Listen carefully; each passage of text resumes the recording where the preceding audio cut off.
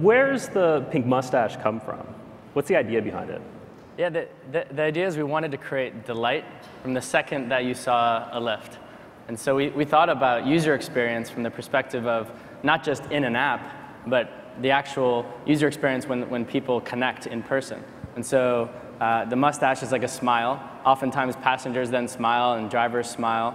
And then we had the fist bump when you get in the front seat of the car.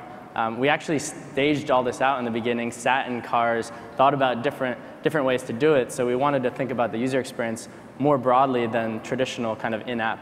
Right. What we really wanted to convey was that it was a peer-to-peer experience of equals. Right. So we wanted to break this idea of a service relationship where you get in the back seat and the person in the front seat is working for you. And we wanted to create one of equals. Is some dude in Dallas, you're not in Dallas, but some dude in Dallas going to feel comfortable getting into the front of a car with a pink mustache on it? That was one of our biggest questions, when we launched our second market of LA, and then we went to Seattle and Chicago, Boston, and it's translated in every market. It creates, this sort of, mystique around it. People start asking, what's going on? What is it? And it creates this, viral word-of-mouth effect. Right. So you've caught the attention of Uber. You launched in 3 markets a few weekends ago, and then like a week later, Uber said, we're going to launch UberX, our low-cost product in those markets. And by the way, we're going to make it free for the first month. How do you compete with that? How do you compete with free? It's a standard practice, in all markets for all companies in this space, to give away free rides to acquire new users. So we have a code we're doing for Disrupt, TC Disrupt, that'll get every user in San Francisco a free ride up to $20. We do this in all markets. I think both companies know that free isn't a long-term sustainable strategy, and we're differentiating based on the experience in the community around Lyft. I want to talk about regulation, because this is something that you're going to run into in every new market.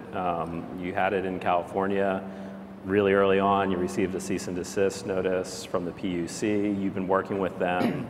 It seems like here, at least, you've got that worked out. Where are things with the PUC right now? The question we always get from the PUC, we said, what are your concerns? Because literally we can't fill out the application you're asking us to fill out. We don't own vehicles. But what are your concerns? We approach them from a collaborative point of view, and they say safety. And we say, great, let's talk about safety.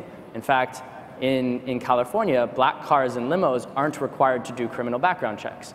We do criminal background checks, and we have a strict criteria of what is acceptable and what isn't on the platform.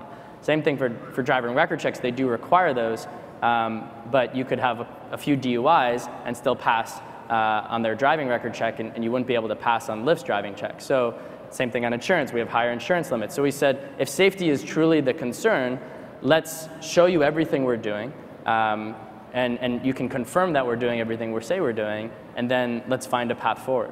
When you think about the market opportunity, you're not just saying, there's a $30 billion cab market worldwide. We can take a share of that. Not at all.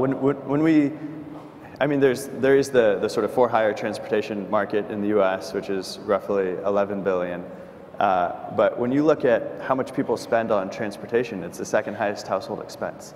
It's about 20% of every household's budget, second only to housing. And that's the market that I think is incredibly exciting when Lyft becomes something that you can use twice a day. We see the opportunity as 80% of seats on our roads and highways are empty at all times. And what we're doing today with Lyft is just the first page or first chapter of what we want to do. The original vision of Zimride and now Lyft is that you can go outside and find an empty seat in cars that are going a similar direction than you. Cars that have, maybe that driver has a friend in common with you. We want to build the infrastructure, the kind of information infrastructure on top of our roads for consumer transportation.